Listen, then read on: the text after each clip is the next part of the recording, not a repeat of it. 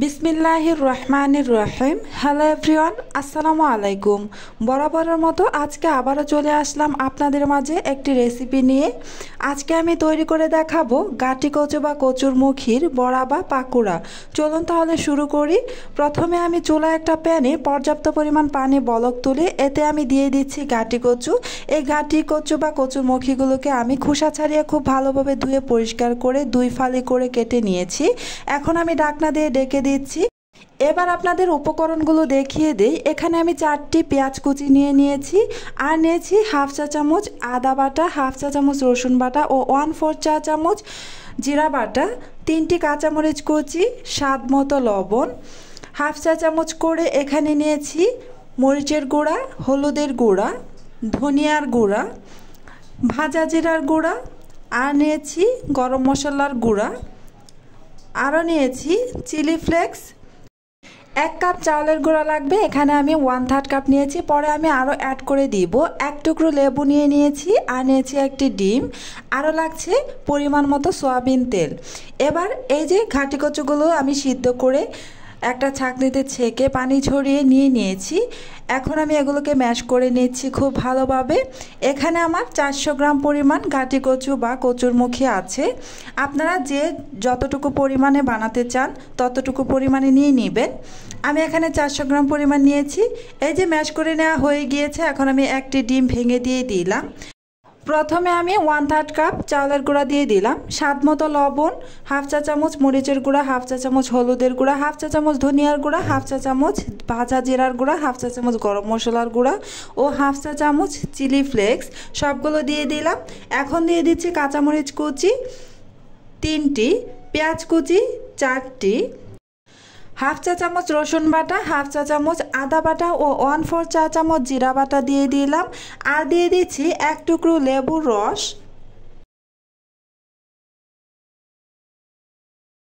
সবগুলো উপকরণ দিয়ে দেওয়া হয়ে গিয়েছে। এখন আমি হাতের সাহায্যে সবগুলো উপকরণ একসাথে মিক্স করে নিব।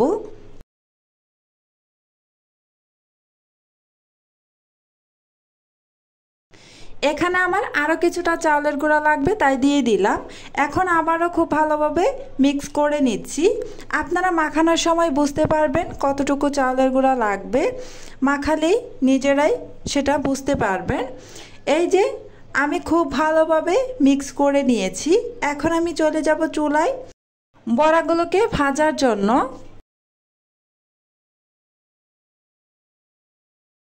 এবার চুলায় একটা ফ্রাই প্যানে পর্যাপ্ত পরিমাণ তেল গরম করে এতে আমি বড়াগুলোকে দিয়ে দিচ্ছি।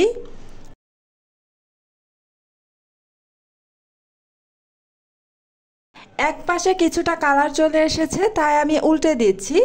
এই কচুর মুখের বড়াগুলো ভাজার সময় অবশ্যই চুলার আঁচ লোতে রেখে ভাজবেন, এতে করে অনেক সুন্দরভাবে এই বড়াগুলোকে ভাজতে পারবেন। চুলার আঁচ মিডিয়াম টু হাইতে রেখে বড়াগুলো ভাজতে গেলে খুব দ্রুত কালার চলে আসবে, আর এই বড়ার ভিতরটা সিদ্ধ হবে না। তাই অবশ্যই চুলার আঁচ লোতে রেখে এই বড়াগুলোকে সময় নিয়ে আস্তে আস্তে উল্টে পাল্টে ভেজে নিতে হবে। এই যে আমি আমার বড়াগুলোকে উল্টে পাল্টে ভেজে নিচ্ছি, কিছুক্ষণ পর পরে আমি উল্টে পাল্টে দিচ্ছি। আমার বড়াগুলো ভেজে নেওয়া হয়ে গিয়েছে, এখন আমি সবগুলো বড়া উঠিয়ে নিচ্ছি। এভাবে আমি সেম প্রসেসে সবগুলো বড়া ভেজে নিব। আমার আরও এক ব্যাচ বড়া হবে, সেগুলো এখন আমি দিয়ে দিচ্ছি।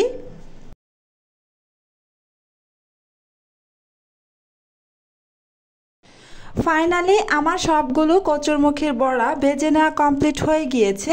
এই কচুরমুখীর বড়া বা পাকোড়া দিয়ে গরম ভাতের সাথে খেতে অসম্ভব মজা লাগে, আবার এমনি খেতেও অনেক ভালো লাগে। আমার আজকের এই রেসিপিটি আপনাদের কাছে কেমন লেগেছে কমেন্ট করে জানাবেন, একটা লাইক দিয়ে দিবেন। আজকে এ পর্যন্তই বিদায় নিচ্ছি। সবাই ভালো থাকবেন, সুস্থ থাকবেন। আল্লাহ হাফেজ।